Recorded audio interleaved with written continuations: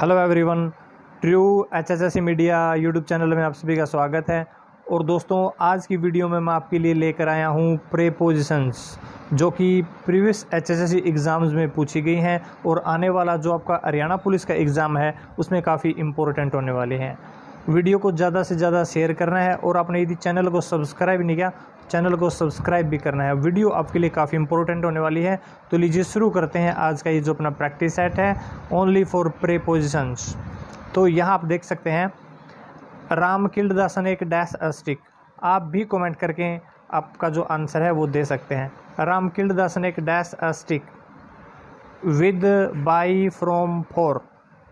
तो इसका जो राइट आंसर है मैं आपको बता देता हूँ, इसका राइट आंसर है विद।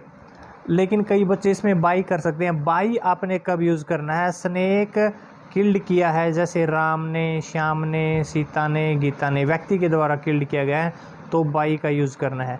लेकिन यहाँ पर स्टिक के साथ, वस्तु के साथ किल किया गया है, तब आपने विद का यूज़ करना है।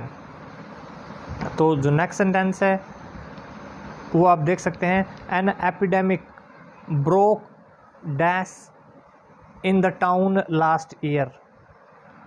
तो इसमें आपने बताना है कि राइट आंसर क्या हो सकता है? Broke of, broke into, broke out या नो प्रेपोजिशन। तो आपको मैं बता देता हूँ, ब्रोक इनटू होता है किसी के घर में सेंध लगाना, चोरी के मकसद से किसी के घर में घुस जाना। लेकिन ब्रोक आउट इसमें राइट आंसर है। ब्रोक आउट का मतलब होता है फूट पड़ना। कोई भी महामारी ब्रोक आउट हो गई कहाँ पर? टाउन में लास्ट ईयर। तो कोई चीज़, कोई बीमारी पैदा हो जाए तो उसको बोलते हैं ब्रोक आउट। तो इसका जो राइट आंसर है वो है सी। नेक्स्ट जो क्वेश्चन है, he was fast asleep dash is dash his bed. काफ़ी इंपॉर्टेंट है, ठीक है। ही वॉज फास्ट एस्लीप, कई इसमें ऑन कर सकते हैं, ऐड कर सकते हैं, फ्रॉम कर सकते हैं, लेकिन इसका जो राइट आंसर है वो है इन। तो he was fast asleep in is bed. इस प्रकार के और भी कई इंपॉर्टेंट होते हैं, जैसे कोई चीज़ किसी ने लिखी, डैश और डैश इसके बाद इंक है, तो आपने लिखना है इन इंक, ठीक है। ये भी सॉरी, ये डैश पेंसिल, यहाँ पर मैं बताता हूँ पेंसिल, तो इन पेंसिल। इन पेंसिल किसी को नहीं लगता भी इन पेंसिल हो सकता है, लेकिन इन पेंसिल बिल्कुल राइट है। दोबारा एक चीज़ और मैं बता देता हूँ, लेकिन डैश ए पेंसिल है तो आपने फिर इसमें इनका यूज़ नहीं करना है। लेकिन अकेला पेंसिल है तो आपने यूज़ करना है इन पेंसिल। यहाँ आप देखें, they are very grateful dash your kindness, dash your kindness. They are grateful, they are grateful, grateful व्यक्ति के लिए है तो आपने टू का यूज़ करना है। लेकिन यहाँ तो व्यक्ति के लिए ग्रेटफुल नहीं है, उसकी काइंडनेस के लिए ग्रेटफुल है, तो यहाँ पर फोर का यूज़ करना है। I am grateful to you, व्यक्ति से हम ग्रेटफुल हैं, कृतज्ञ हैं, तो टू का यूज़ करना है। उसकी काइंडनेस के लिए, उसके लव के लिए, उसके अफेक्शन के लिए, उसके किसी काम के लिए हम ग्रेटफुल हैं, तो आपने फोर का यूज़ करना है। तो यहाँ पर फोर राइट है। नेक्स्ट है, हार्ड वर्क इज़ की डैश सक्सेस। काफ़ी इंपॉर्टेंट है भाई। हार्ड वर्क इज़ की टू सक्सेस। कई बच्चे इसमें फोर का यूज़ करते हैं, हिंदी बनाते हैं कि भाई मेहनत ज़रूरी है सफलता के लिए, तो फोर का यूज़ कर देते हैं। लेकिन नहीं, आपने देखना है की के साथ में टू का यूज़ करते हैं। बिलोंग के साथ भी आपने ध्यान रखना है, टू का यूज़ करते हैं। कंपेयर के साथ भी टू का यूज़ करते हैं। ये कई वर्ड आपने याद रखने ले हैं। Smoking is injurious dash health. तो ये भी काफ़ी आसान है और कई बार पेपर में ये पूछा जाता है। तो इसमें स्मोकिंग इज इंजूरियस कई बच्चे फोर कर देते हैं कि भाई धूम्रपान स्वास्थ्य के लिए हानिकारक है, के लिए हानिकारक है, फोर का यूज़ कर देते हैं। लेकिन नहीं, टू का यूज़ होगा, ठीक है। Smoking is injurious to health है, ये आपने ध्यान रखना है। नेक्स्ट सेंटेंस है, बहुत ही ज़्यादा इम्पोर्टेंट है ये। Ram was married dash Sarla.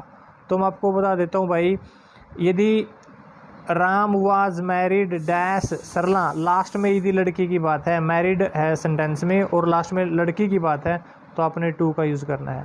Last में सरला की जगह राम होता तो आपने विद का यूज़ करना था, ठीक है। ये काफ़ी इंपॉर्टेंट है। लड़की की बात लास्ट में है तो आपने टू, और लड़के की बात है तो विद। और दूसरी खास बात है, यदि सीधा है राम मैरिड ऐसे, is, am, are, was, were, has, have, had, ये बीच में नहीं है, सीधा है राम मैरिड, तो वो फिर पैसिव वॉइस नहीं हुआ, उसमें किसी भी प्रीपोजिशन का यूज़ नहीं होगा। दोबारा फिर सुन सकते हो, लास्ट में लड़के की बात है टू, लास्ट में लड़के की बात है विद, और यदि is am are was were नहीं है मैरिड से पहले, यानी पैसिव वॉइस नहीं है, एक्टिव वॉइस है, तो यहाँ पर आपने किसी भी प्रीपोजिशन का यूज़ नहीं करना है। नेक्स्ट हम बात करें, he is blind dash the faults of his son, काफ़ी इंपॉर्टेंट है। यदि हम ऐसे बोलें he is blind of one eye, आँख की बात है तो ब्लाइंड ऑफ वन आई, लेकिन यहाँ पर आँख की बात नहीं है, कमी की बात है।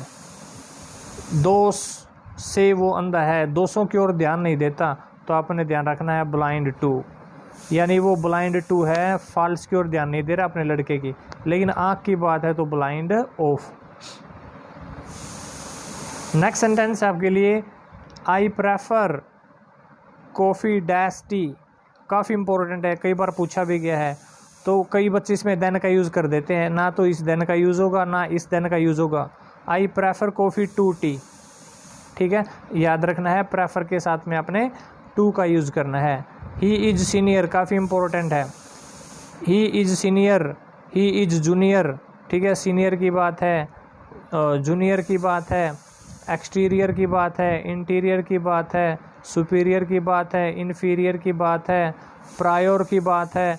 इस प्रकार के जो वर्ड हैं उनके साथ में टू का यूज़ किया जाता है। दोबारा फिर बता देता हूँ, junior, senior, superior, inferior, exterior, interior, इस प्रकार के जो वर्ड हैं उनके साथ में यूज़ किया जाता है टू, ध्यान रखना आपने।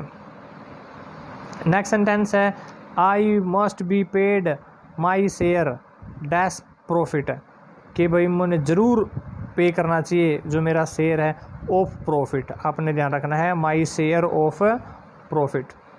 ही रिवेंज्ड हिमसेल्फ, उसने खुद बदला लिया, रिवेंज्ड ऑन, किसके रिवेंज्ड ऑन, या बदला लेना किसके ऊपर, अपने एनिमी, अपने दुश्मन के ऊपर, रिवेंज्ड ऑन आपने ध्यान रखना है।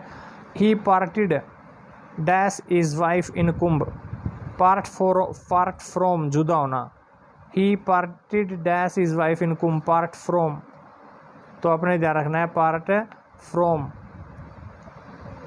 He parted dash his wife in Kumbh, किसी से अलग हो जाना, पार्ट फ्रॉम हो जाएगा।